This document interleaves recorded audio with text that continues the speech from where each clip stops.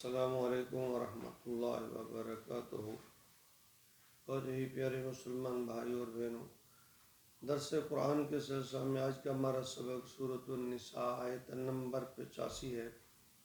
اعوذ باللہ من الشیطان الرجیم، بسم اللہ الرحمن الرحیم۔ من یشفع شفاعۃ حسنۃ یکن لہ نصیب منها ومن یشفع شفاعة سیئة یکن لہ کفل منها وکان اللہ علی کل شیء مقیتا۔ اس آیت مبارکہ میں اللہ رب العزت مسلمانوں کو دو چیزوں کا حکم دے رہے ہیں۔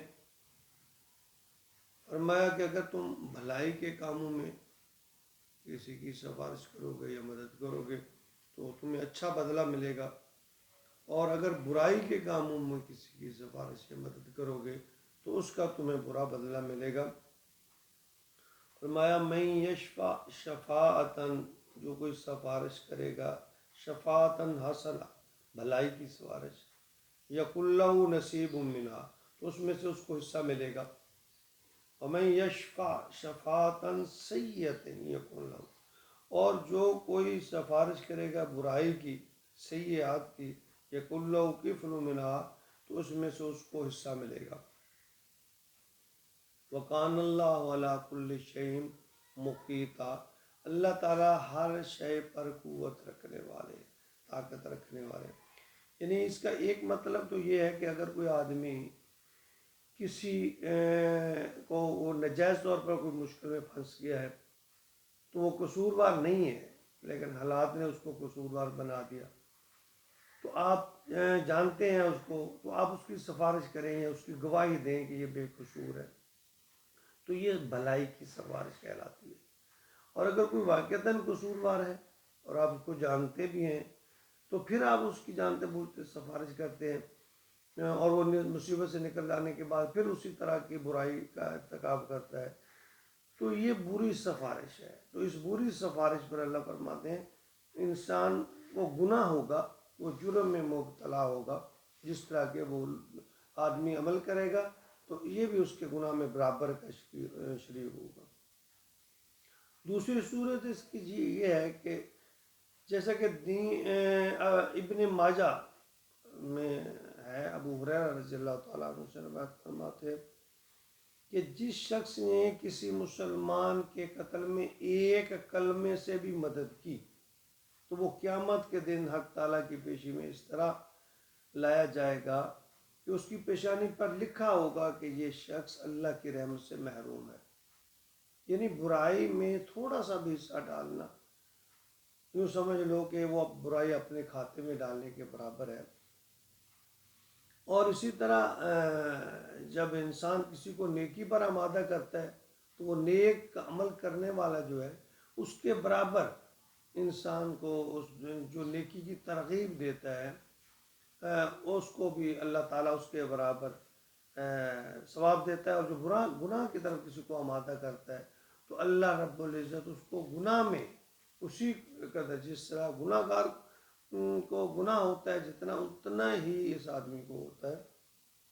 یعنی اس آیت میں نا اگر اس کا خلاصہ دیکھا جائے تو تین باتیں سمجھ آتی ہیں کہ ایک تو یہ چونکہ معاملہ جہاد کا چل رہا ہے، اس بارے میں اللہ تعالیٰ کا فرمان بھی ہو سکتا ہے کہ جو لوگ ان کو جہاد کی طرف ترغیب دیں، جہاد کی طرف لائیں، راغب کریں، تو وہ لوگ ان کے لیے اللہ تعالیٰ نے انعام اور ثواب کا حکم فرمایا، اور جو لوگ بزدلی دکھائیں یا اس جہاد سے روکیں تو ان کے بارے میں اللہ تعالیٰ نے پھر عذاب اور گناہ اور اس کا جو سزا ہے وہ خبردار کیا ہے۔ اور دوسری بات یہ ہے کہ جو بے گناہ ہے اس کی سفارش کرنی چاہیے اور اس کی سفارش پہ اجر ملے گا، اور جو گناہ گار ہے اگر آدمی اس کی سفارش کرتا ہے یا اس کی گواہی دیتا ہے تو اس پہ سزا ملے گی۔ یعنی یہ پہلو بھی اس میں سے نکلتا ہے۔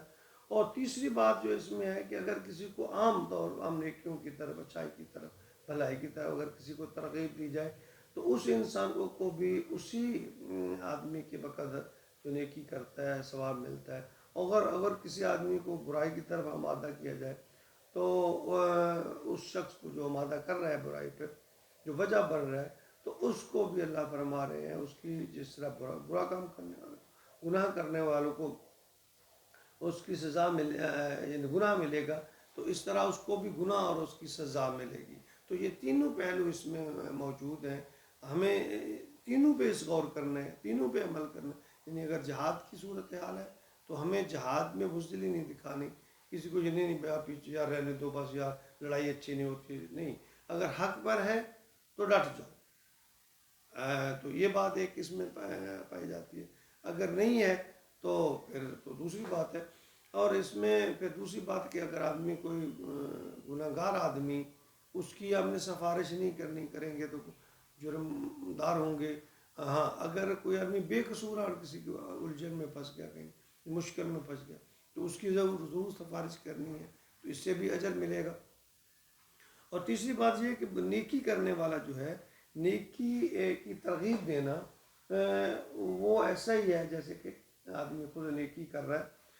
تو اسی طرح سفارش کے بارے میں ایک صحیح بخاری کی ایک حدیث ہے جس میں آپ نے فرمایا کہ تم سفارش کیا کرو، تمہیں سفارش کا ثواب ملے گا. اور پھر اللہ تعالیٰ اپنے نبی کے ذریعے جو فیصلہ فرمائے بس اس پر راضی ہو جاؤ. یعنی تم سفارش، گویا کہ اچھی بات کی سفارش کرنا موجب ثواب ہے، اللہ کی رضا کا ثواب ہے. تو ہمیں ہمیشہ اچھائی اور بھلائی کا ساتھ دینا چاہیے، حق کا ساتھ دینا چاہیے. اور جو آدمی اگر کسی پھنس گیا، مشکل میں ہے، تو اس کی مدد کرنی چاہیے. اور ہمیشہ برائی کی جو ہے حوصلہ شکنی کرنی چاہیے.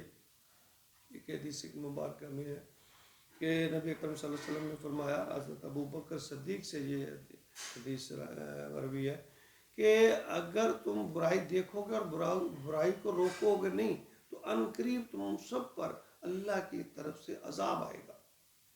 تو اس لیے ہمیں چاہیے کہ برائی کو ضرور روکیں معاشرے میں، جس طرح کہ ہم استطاعت رکھتے ہیں، زبان سے، ہاتھ سے، قلم سے، کسی کو کہہ کر، جس طرح بھی مناسب ہو اس برائی کو روکنے کی کوشش کریں. اللہ رب العزت ہمیں ہر برائی سے بچنے اور ہر اچھا کام کرنے توفیق عطا فرمائے. آمین یا رب العالمین.